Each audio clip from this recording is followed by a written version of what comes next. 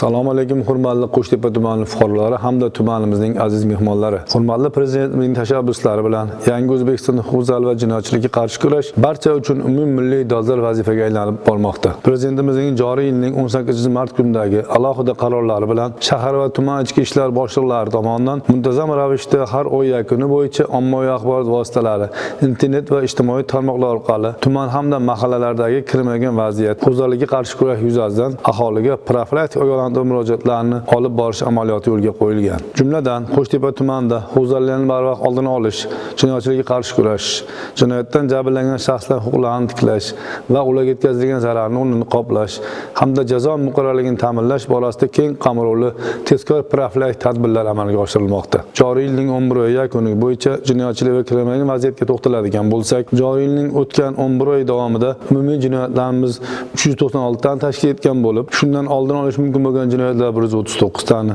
tezkor qidiruv tadbirlari davomida aniqlangan jinoyatlar 140 tani tashkil etib, kibermakona sodir etgan jinoyatlar 117 tani tashkil etmoqda. Jumladan, noyabr oyining o'zida 82 ta jinoyat sodir etilgan bo'lib, shundan 14 tasi oldin olish mumkin bo'lgan jinoyatlar, 16 ta tezkor qidiruv tadbirlari davomida aniqlangan jinoyatlar hamda 52 ta kiber jinoyatlarni tashkil qilmoqda. Xususan, 36 ta o'g'rilik, 21 ta firibgarlik, 3 ta tan jarohati yetkazish, 6 ta yo'l hodisalari hamda 8 ta giyohvandlik bilan bog'liq jinoyatlarni tashkil qilgan. Sodir etilgan 82 ta jinoyatning asosiy salmog'i, ya'ni 63.4% kibermakonna sodir etgan jinoyatlar tashkil qilmoqda. Tahlillarga ko'ra, mazkur jinoyatlardan jabrlanganlar asosan ijtimoiy tarmoqlar, ya'ni internetdan foydalanish qoidalarini bilmasliklari, turli aldovlarga ishonib qolishlari, arzon mol-mulk savdosiga ishonishlari, o'zlari tanimagan, ko'rmagan, bilmagan shaxslar bilan muloqotga kirishib, plastik ko'rdirlarni berishlari orqali sodir bo'lmoqda. Shuningdek, tuman hududida sodir etilgan 6 ta yo'l transport hodisalari, haydovchilarning yuqori tezlikda harakatlanishlari, yo'lovchilarning yo'l qoidalariga rioya qilmasliklari yoki qo'pol ravishda buzilishlari oqibatida sodir bo'lmoqda.